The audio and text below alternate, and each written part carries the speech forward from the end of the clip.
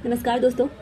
पिछले वीडियो में हमने बिजनेस इन्वॉल्वमेंट को पूरा कंप्लीट कर दिया था, मतलब उसका पूरा एक प्लेलिस्ट तैयार हो गया था और जाकर के आप लोग उसको देख लीजिएगा और लाइक सब्सक्राइब भी कर लीजिएगा अगर अच्छा लगे आप लोग को, तो ताकि और वीडियोस ऐसा हम बना रहे हैं तो आप लोग को देखने में सहूलियत होगा।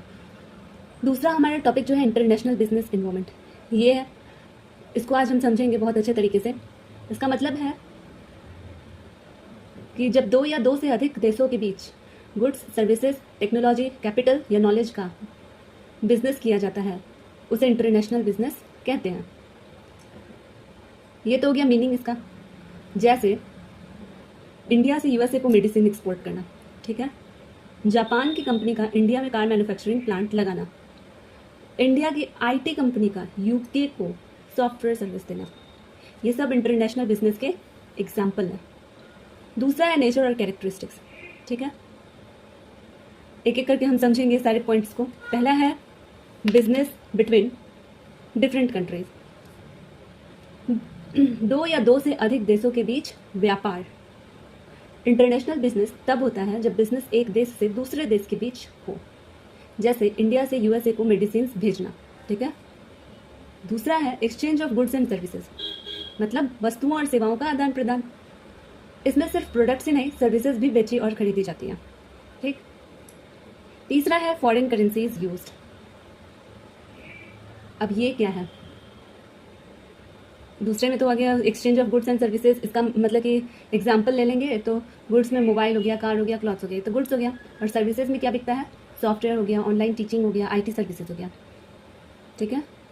तीसरा है फॉरेन करेंसीज यूज्ड। अब ये क्या है?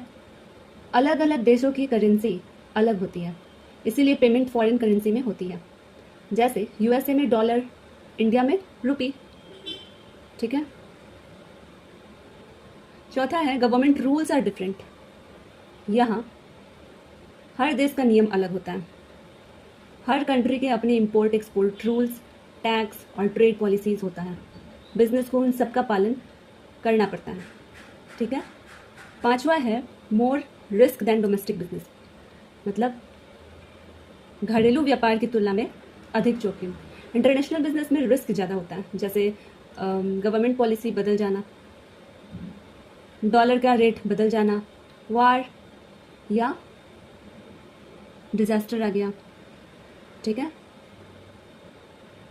छठा है लार्ज मार्केट। बिजनेस सिर्फ अपने देश तक सीमित नहीं रहता, दुनिया भर के कस्टमर तक पहुंच सकता है। जैसे अमेजॉन और एप्पल अपने प्रोडक्ट्स कई देशों में बेचते हैं, ठीक है। सातवां है कल्चरल डिफरेंसेस, संस्कृति में अंतर, ठीक है। इसको आप समझते हैं, हर देश के लोगों की लैंग्वेज, कल्चर, खाना पीना का आदत और पसंद अलग होता है।